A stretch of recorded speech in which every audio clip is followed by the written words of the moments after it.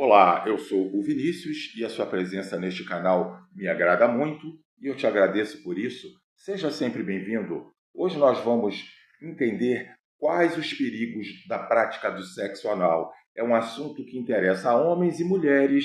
Lembro, não tem nada a ver com religião o que a doutora vai falar. É apenas visão científica. Roda aí. Hoje nós vamos falar sobre um tema que muitos evitam, mas que é essencial à saúde sexual: os perigos inerentes às práticas sexuais anais. Prepare-se para uma discussão científica e informativa que pode fazer você mudar os seus conceitos e a forma como você enxerga essa prática.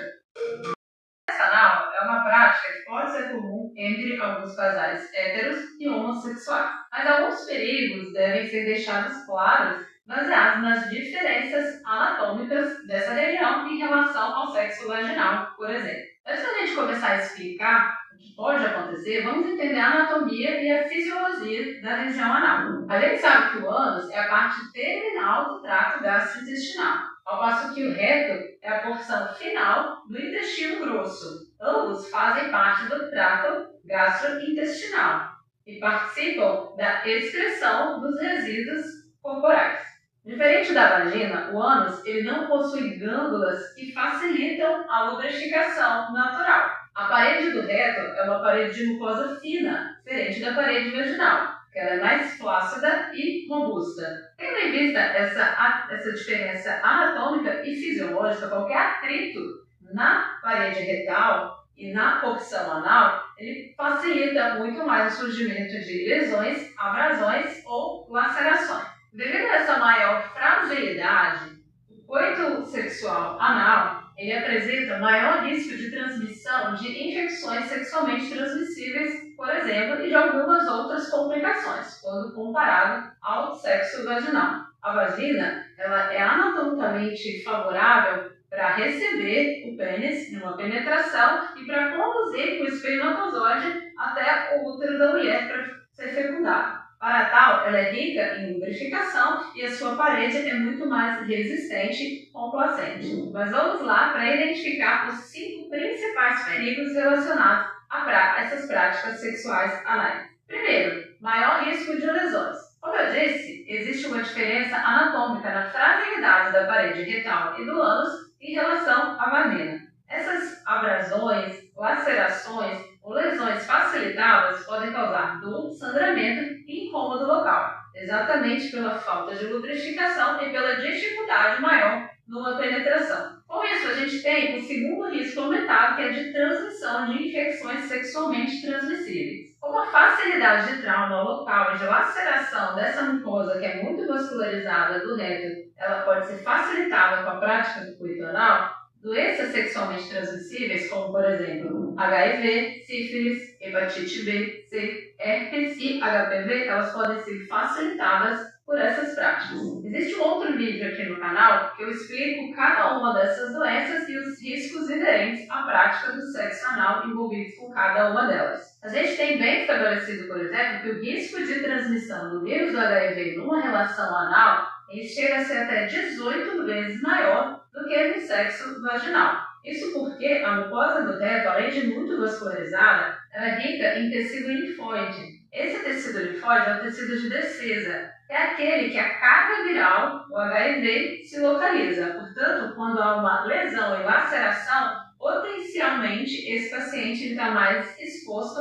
a adquirir uma nova infecção pelo HIV, que é transmitível. Terceiro, o risco aumentado de infecções bacterianas. Como o ânus e o reto são órgãos do trato digestivo, do trato gastrointestinal em sua porção final, eles são colonizados naturalmente por várias espécies de bactérias que não causam danos à região. São as bactérias que colonizam a flora intestinal. Porém, essas bactérias elas podem causar danos quando transferidas para outras regiões do corpo. Porém, essas bactérias elas podem causar danos quando transferidas para outras partes do corpo, como por exemplo a vagina, a uretra, o pênis ou até mesmo a cavidade oral. Sendo assim, as práticas sexuais anais elas podem favorecer o surgimento de doenças como balanite, balanopostites, corrimentos uretrais, uretrites, além de doenças inflamatórias pélvicas que são muito comuns em mulheres. Essas situações, elas requerem imediatamente cuidados médicos, porque são quadros que podem gerar complicações, dor e desconforto para o corpo da mulher. O quarto perigo inerente a essa prática está no surgimento de incontinência fecal.